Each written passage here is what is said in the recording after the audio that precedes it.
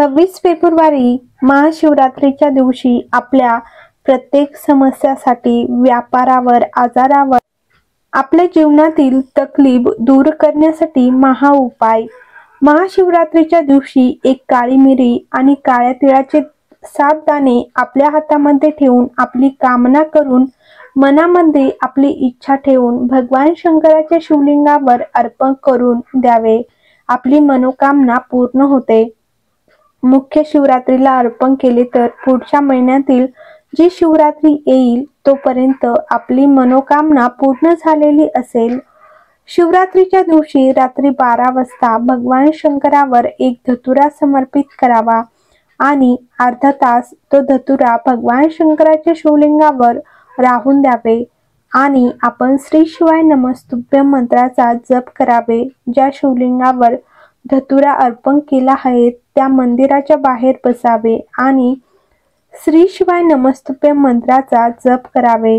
आणि ज्यांची दुकान चालत नसेल, घरात लक्ष्मी टिकत नाही, शेतामध्ये पीक चांगले येत नसेल, संपदा येत नसेल तर त्या धतुऱ्याला लाल कपड्यामध्ये बांधून आपल्या दुकानात किंवा व्यापाराच्या ठिकाणी घरामध्ये रात्री 12:30 वाजता उचलून आणावे आणि पहाटे 4 वाजेच्या पहिले आपले दुकान, व्यापार, व्यवसायाच्या ठिकाणी त्या धतुऱ्याला बांधावेत.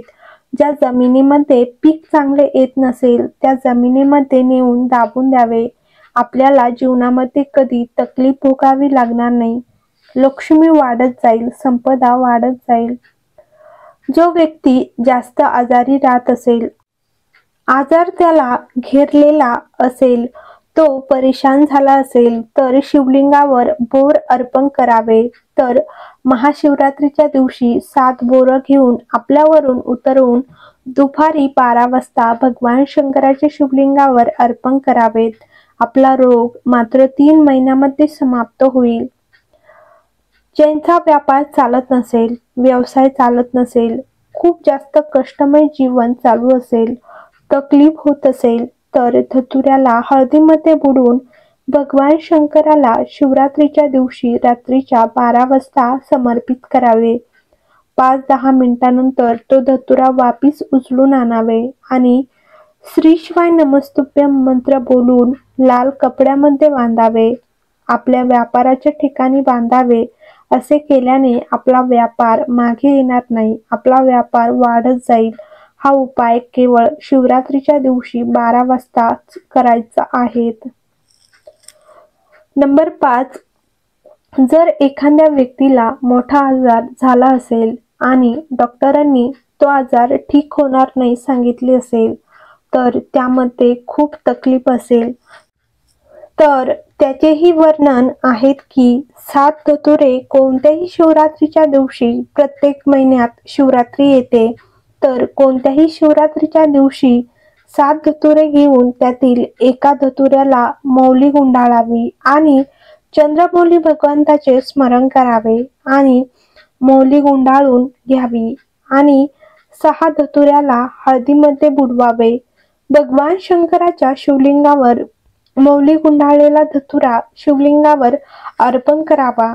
त्या स्थानावर त्यातील 3रा धतुरा अशोक सुंदरीच्या जागेवर आणि भगवान शंकराच्या शिवलिंगावरून माता जगदंबाच्या हस्तकमलावर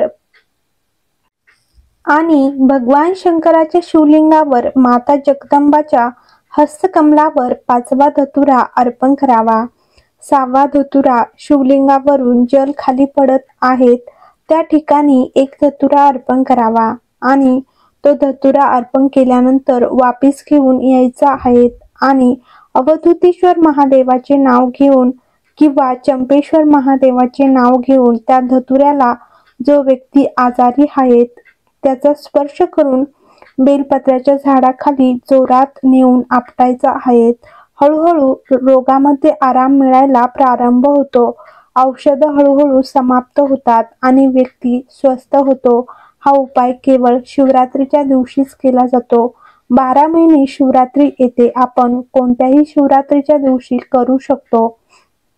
नंबर 7, एक बेलपत्र, एक धतुरा, एक शमीपत्र आणि एक सफेद फूल आणि एक अखंड तांदूळाचा दाणा ह्या सर्व वस्तू हातामध्ये घेऊन जर तुम्हाला असे वाटत असेल की माझे सर्व मार्ग बंद पडलेले आहेत, मी ज्या कामासाठी हात घालत आहेत ते काम होतच नाही, खूप दिवस लागून जातात, देव माझे ऐकत नाही, सर्व रस्ते बंद असेल, शेतीमध्ये पीक येण्याचा विचार करतात तर पीक येत नाही, काम करण्याचा विचार करत असेल तर काम होत नसेल, काही ना काही टेन्शन जिंदगीमध्ये असेल तर कधी वेळ मिळाला तर ज्या दिवशी तुमच्या हातामध्ये ह्या सर्व वस्तू असेल, बेलपत्र, धतुरा, शमीपत्र, पुष्प, अक्षदाचा दाना, ह्या सर्व वस्तू तुमच्या हातात असेल आणि शिवरात्रीचा दिवस असेल, कोणत्याही शिवरात्रीच्या दिवशी आपण कधीही मंदिरात गेला तर आपल्या हृदयामध्ये ध्यान करून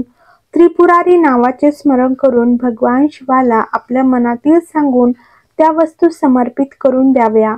हे निश्चित आहेत की सर्व मार्ग आपोआप मोकळे होतात आणि कार्य सफल होतात.